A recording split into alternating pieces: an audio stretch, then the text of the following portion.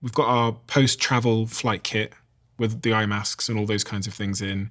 We've got our app. We're hydrated, noise cancelling headphones. Is there anything else we need to be thinking about while we're traveling? When you're traveling, so on a plane. On a plane, so we talked about hydration. Yeah. Minimizing alcohol and caffeine or eliminating entirely is going to be a great strategy instead of having some on board, because that can also potentially worsen jet lag and or make it more difficult to sleep when you're actually when you arrive. And again, seeking light, that is the most powerful signal to your brain to help shift your body clock. Also bringing sunglasses so that you actually avoid sunlight at certain times, because your body can respond differently depending on, again, on your home location and how many time zones you cross. So there's certain times that these apps can be helpful that will likely tell you don't want to get sunlight during these hours. And so you want to be strategic about that and just make sure you have sunglasses so that you can still go about your day but try to minimize that sun exposure.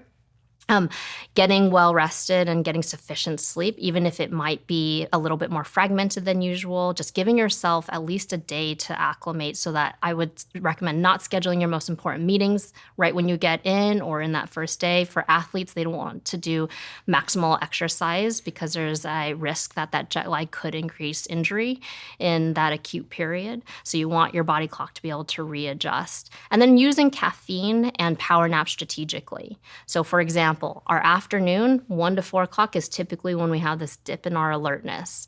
Now, when you get to a new time zone, that can occur at a different time point in the day. But strategically, then you can use caffeine and power naps to be able to help you through those lulls when you're in that new time zone. What about sex? Sleep and sex in bed, and that is it. Because I think so many people actually make the mistake of being in bed and being on their computer, on their phone, doing other work while they're awake. And that actually helps strengthen that connection that when you're in bed, you're awake and your brain will start to associate that. So sleep and sex are all that you want in bed. Everything else should be outside. So when we talked about that wind down routine or that racing mind, all that should happen outside of bed, because you want to actually tease apart that association that your brain is making of being awake in bed. And that will be one small adjustment that's helpful to get better rest at night. But will sex improve or hurt my sleep? I'm thinking, because I'm really trying to get at, like, should you be in bed with someone? Does it improve your sleep to sleep with someone? And does sex have an impact on your sleep? Because speaking from personal experience, I think that if I have sex before bed, I sleep better. I don't think that there's great literature on sleep and sex out there, but I will say that there has been, there's definitely an impact potentially of a bed partner sleeping with you in bed, because their movements can affect your sleep. If they snore, that can very much affect your waking up during the nighttime. And then, with sex, I think that is something anecdotally, some people will definitely say it helps them to be able to consolidate their sleep and they feel like the quality is better. But I don't think there's a lot of great studies that are being funded for research right now. What is the most popular question you typically get asked about sleep from people? Most popular questions, napping, which we've discussed. Yeah. Keep them short, 20 to 30 minutes. I get asked a fair amount about, can you oversleep? So no, we don't think really you can oversleep. When some people say they get, say, 9 hours or 10 hours and feel much more groggy, it's because often they've shifted their sleep schedule or they have an accumulated debt that has built up, and then they're finally allowing their body to relax. And so now they don't have the mask of stimulating activities from their day or their work. That can affect. I didn't read a study. One of my podcast guests told me that there is a harm to oversleeping. But I think from what I managed to ascertain, the studies they were citing just prove that people who sleep for like 10 or 11 hours typically have a higher risk of disease and mental health. But then it's hard to establish cause and effect, because if you're in bed for 11 hours, maybe you're A, depressed, and B, one would assume you're exercising and moving a little bit less. So you probably got a lot of like cardiovascular issues. Yes, so there are studies of looking at the more extremes of less hours of sleep and then even more hours of sleep, like the 10 hours. And obviously, there can be other comorbid conditions that go along with individuals like who sleep much longer, as you mentioned.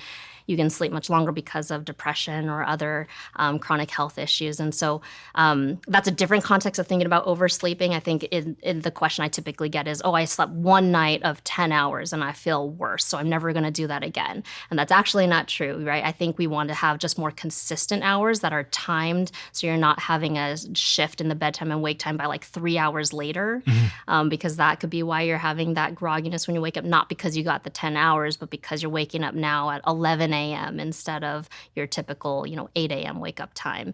You could be more dehydrated because of that longer time. Snoring is one that I get asked a fair amount about is it completely benign? And I would say if you're snoring, you should go talk with your primary care doctor, and you should potentially ask about getting a sleep study. There is sleep disorders like obstructive sleep apnea we mentioned before. That's incredibly common, and that's when that airway has some partial or full collapse and can lead to very fragmented sleep, so you can wake up not refreshed because you really didn't get quality sleep during the nighttime.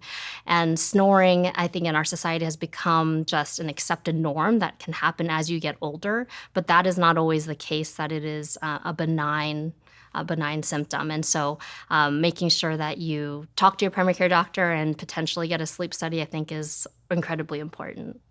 Is sleep apnea the most common disorder that you see? Yes, it is.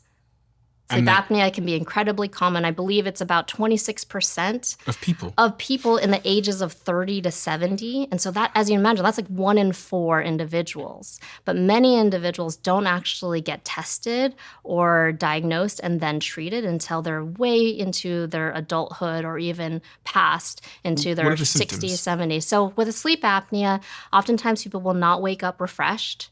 They will often feel tired in the daytime. They may have a lot of caffeine or have to rely on power naps to keep their alertness up. A lot of individuals will have early morning awakenings. So in those 3, 4, 5 o'clock in the morning, they'll wake up and not realize why they're waking up frequently. Snoring can be very common. If you've ever had a bed partner or a roommate and they've ever noted that you stop breathing or pause breathing or gasp and choke, those are very suggestive that you might have sleep apnea. And again, it is incredibly common, but very manageable. So something that I would highly recommend if you, your bed partner, your roommate snore, just suggest to have, I would suggest they go see their primary care doctor. And typically, is it people that are slightly overweight that are more likely and susceptible to having sleep apnea? Yes.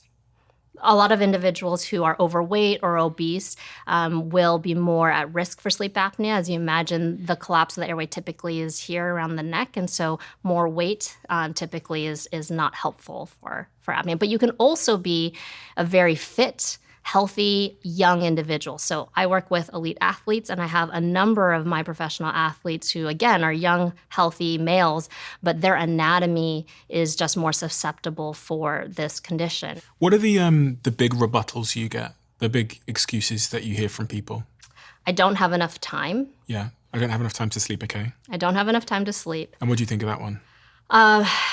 I don't think that that's true. I think we all are going to make sacrifices and priorities in our day. And I think if you are saying you don't have enough time, I think there's ways to be strategic about how you manage your time in the day.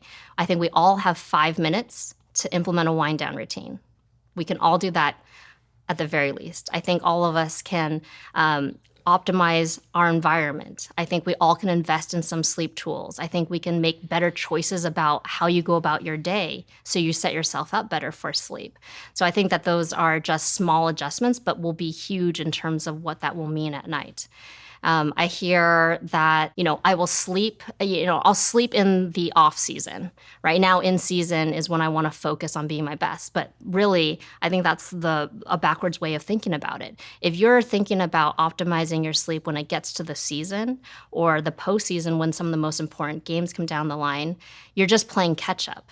Because if you have a sleep debt built up and you're just trying to maintain that through the season, you actually are at a deficit. versus the other guy or gal on the team who has paid that back in the off season. Now you have given yourself, zero sleep debt. You're at your best, and now you're just trying to maintain that through the season. If you love the Diary of a CEO brand and you watch this channel, please do me a huge favor. Become part of the 15% of the viewers on this channel that have hit the subscribe button. It helps us tremendously, and the bigger the channel gets, the bigger the guests.